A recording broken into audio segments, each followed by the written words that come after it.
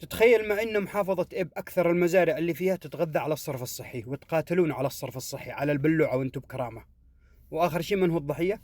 الشعب اليمني يأكل خضار يتغذى على الصرف الصحي، كراث، بقل، طماط، فلفل، بسباس، متغذي على الصرف الصحي.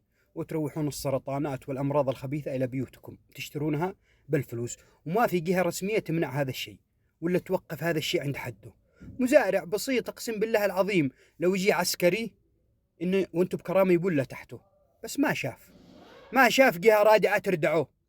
يا جماعة الخير اتقوا الله في أنفسكم.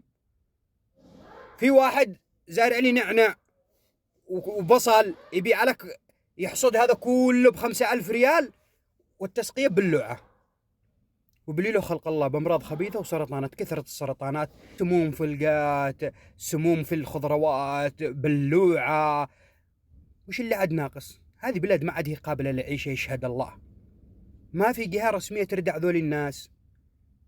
يا جماعة الخير اتقوا الله في هذا الشعب المسكين، شعب مكافح. من وين عايشوفه هو؟ من وين يشوفه؟ آخر شيء غلقوا أصحاب المزارع. أنت يا أخي تأكل أنت شيء متغذي باللوعة. خرى الناس يا أخي بكرامة. حتى الجار ما ينصح جاره، يقول له هذا اللي تسويه منكر، هذا حرام. ليش تشوفونه بهذا الوضع؟ لأن احنا نسكت، كل واحد يسكت عن الثاني. قرية بأكملها بلوعتها تتصرف لها مزرعة وتقاتلون عليه، وتتغذى هذا الخضروات ولا القات ولا شيء، ويلا يا الشعب اليمني كل، وأمراض وسفريات مصر يلا، واللي معه ذهب باع واللي معه أرض باع وقري يتعالق، وآخرته القبر. اتقوا الله في أنفسكم يا جماعة الخير. قيموا ترند على هذا الشيء. سألتكم بالله تتكلموا على هذا الشيء. الضحية عيالنا وعيالكم وأهلنا وأهلكم.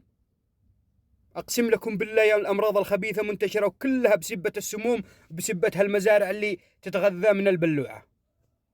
هذا علمي وسلامتكم. وأسأل الله سبحانه وتعالى إنه لا يقوم لك قائمة اللي تتأكل الناس شيء تغذى من الصرف الصحي، ولا اللي تسمم لكم الناس بالقات في سموم محرمة دوليا.